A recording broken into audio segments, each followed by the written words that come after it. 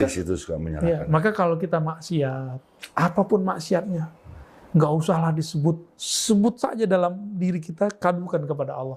Tidak ada di dunia ini orang yang tidak maksiat. Ya, siapa sih nggak maksiat? Maksiat itu sudah ada sejak generasi kedua. Semua maksiat, mulai minum-minum, perzinahan, semua udah ada. Korupsi itu udah ada, Bang Dik. Sebab zamannya Qabil. Maksiat itu, bahkan maksiat itu sudah ada sebelum itu, sebelum Nabi Adam ada di muka bumi. Tapi Allah kan mengatakan kullu bani Adam khata'. Setiap bani Adam itu khata'un, pasti salah. Dan salahnya berulang-ulang, benar nggak? Kita kalau salah berulang-ulang, ya. Kita ngeliat kesalahan teman kita, kok dia ngulang-ulang itu ya? Maka pribadi kita jangan sama kayak setan. Putus asa, iblis namanya. Apa yang kita lakukan? Nah itu tuh, saya ingat kata-kata Buya. Sebentar, ini penting ya. Maksiatnya maksiat. Ulangi Buya. Maksiatnya orang yang bermaksiat berputus asa dari rahmat Allah. Saya ulang ya, maksiatnya orang yang bermaksiat, dia berputus asa dari rahmat Allah. Rahmat Allah. Wah, keren. Maksiatnya orang taat. Maksiatnya ketika orang taat. Dia merasa suci dan ketaatannya. Itulah kejadian pada ketaatan iblis.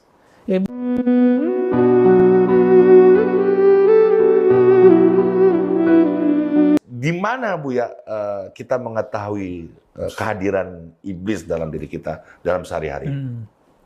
Kembali ke kisah yang awal.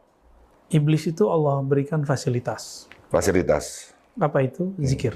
Zikir. Maka pengetahuan dia mengenai zikir itu sangat banyak sekali. Hah? Pengetahuan tentang zikir sangat banyak sekali. Berarti orang-orang yang banyak zikir itu nggak boleh terlalu sombong ya? Nggak boleh sombong-sombong amat. Iblis sudah berzikir 80.000 tahun. Dengar teman-teman semua. Adakah mursyid yang bisa berzikir seperti beliau? Adakah muqaddam, wakil talqin, ahli suluk, murid thariqat? Nggak ada. Nggak ada apa-apanya kita, Bang. Karena dia ahli zikir. Orang yang berzikir berbeda, Allah kasih warid. Warid itu disebut ilmu hakikat. Ilmu hakikat. Tapi satu yang nggak diberikan kepada iblis. Apa itu, Buya? Ilmu ma'rifat. Nggak punya dia. Jadi hakikat itu masih parsial. Kalau ma'rifat itu menyeluruh. Dan pintunya cuma Karena satu. iblis lebih pintar, Buya. Pintar zikir. Pintar mengerti rahasia zikir. Tapi dia tidak bisa mengerti secara menyeluruh. Karena ada satu amalan yang dia tidak kerjakan. Apa? Yang mana Jibril lakukan. Ya, bersalawat ya. Salawat pintar. Masya Allah. Makanya ayatnya jelas, innallaha malaikatahu yusholluna 'alan nabi. Ada Nabi. Iblis kan sudah dipecat, dia nggak masuk lagi kepada malaikatnya Allah. Sesungguhnya Allah dan malaikat-malaikatnya bersolawat kepada Nabi. Nah, yang selamat ini itu adalah malaikat-malaikat yang bersolawat. Sedangkan iblis dia berzikir, sudahlah dia tercipta dari api, zikir itu juga punya hawa panas. Maka bergabunglah dua panas, muncullah kesombongan berlipat. Jadi orang kalau berzikir, Bang Dik, di kolbunya belum dibersihkan, belum ditobatkan, diistighfarkan rasa sombong. Maka semakin tambah zikir, tambah sombongnya. Ya. Bang Dik ini ngerasa rasis. Tambah ilmunya, tambah rasis. Gua pinter karena suku gua ini. Gitu. Apa urusannya suku dengan keilmuan? Nggak ada urusannya. Kita semuanya berasal dari nabi yang sama, kakek moyang yang sama.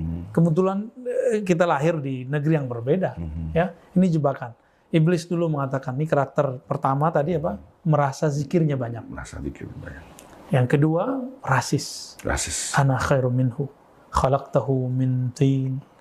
Dia engkau ciptakan dari api, dari tanah. Aku dari api. Aku lebih baik daripada dia. Maka setiap orang yang mengatakan, saya lebih baik secara nasab, secara suku, atau apalagi ilmu, apalagi zikir. Maka jika ada orang mengatakan, zikirku lebih banyak, tasbihku lebih banyak, berarti aku lebih keren. Ini sekarang saya mulai paham nih ya. Kategori-kategori orang-orang yang tadi Buya katakan ini. Walaupun berjubah ulama. Ya. Lanjut Buya tentang sholawatnya Buya. Kenapa sholawat itu menjadi spesial? Karena sholawat itu menyebut makhluk. Sedangkan zikir itu menjadi hebat karena menyebut Khalik. Gengsi dong, udah zikir nyebut Khalik bertahun-tahun, beribu tahun, sekarang menyebut nama makhluk. Tapi kan Allah maunya begitu. Diuji. Kamu zikir dengan obsesimu, ambisimu, atau zikir karena kehendakku. Berzikir sebagaimananya layak aku inginkan, atau berzikir sebagaimana layak yang kamu mau. Ini yang berbeda antara zikirnya iblis dengan zikirnya salik, zikirnya wali. Jadi, walaupun kita belum sehebat para wali-wali itu, Bang Dik, tapi minimal kita mengerti kaedah-kaedah ini. Supaya nanti kalau kita Allah perjalankan, diuji dengan hal yang begini, kita bisa tahu, wah ini iblis mulai masuk ke dalam diriku. Nah, ada lagi Bang Dik tadi, masih ingat? Setan itu, iblis itu, dia suka menyalahkan orang. Iblis itu suka menyalahkan. Ya, maka kalau kita maksiat, apapun maksiatnya, nggak usahlah disebut, sebut saja dalam diri kita, kadukan kepada Allah. Tidak ada di dunia ini orang yang tidak maksiat. Ya, siapa sih yang nggak maksiat? Maksiat itu sudah ada sejak generasi kedua. Semua maksiat, mulai minum-minum, perzinahan, semua udah ada. Korupsi, itu udah ada Bang Dik. Sebab zamannya Qabil. Maksiat itu. Bahkan maksiat itu sudah ada sebelum itu. Sebelum Nabi Adam ada di muka bumi. Tapi Allah kan mengatakan, kullu bani Adam khata'. Setiap bani Adam itu khata'un. Pasti salah. Dan salahnya berulang-ulang. Benar nggak? Kita kalau salah berulang-ulang. Bang Dik. Ya. Kita ngeliat kesalahan teman kita, kok dia ngulang-ngulang itu ya? Maka pribadi kita jangan sama kayak setan. Putus asa, iblis namanya. Apa yang kita lakukan? Nah itu tuh, saya ingat kata-kata Buya. Sebentar, ini penting ya. Maksiatnya maksiat. Ulangi Buya. Maksiatnya orang yang bermaksiat berputus asa dari rahmat Allah. Saya ulang ya, maksiatnya orang yang bermaksiat, dia berputus asa dari rahmat Allah. Rahmat Allah. Wah, keren. Maksiatnya orang taat. Maksiatnya orang taat. Dia merasa suci dan ketaatannya. Itulah kejadian pada ketaatan iblis. Iblis itu paling taat di surga. Tidak ada yang lebih yang sanggup zikir dengan jumlah seperti itu kecuali iblis. Malaikat itu makhluk yang majburi ya. Yang kalau Allah katakan kamu cuma zikiri subhanallah, udah subhanallah dari awal sampai akhir. Iblis bisa inovasi. Malaikat bingung. Kok dia bisa zikir itu ya? Malaikat nur itu statis. Tapi malaikat nar ini dia bisa berkembang. Tapi dia punya obsesi. Awalnya obsesi pengen beribadah di langit 1, 2, 3, sampai langit ke-7. Lama-lama terobsesi ingin menghuni dan memimpin surga. Lama-lama ingin memiliki surga.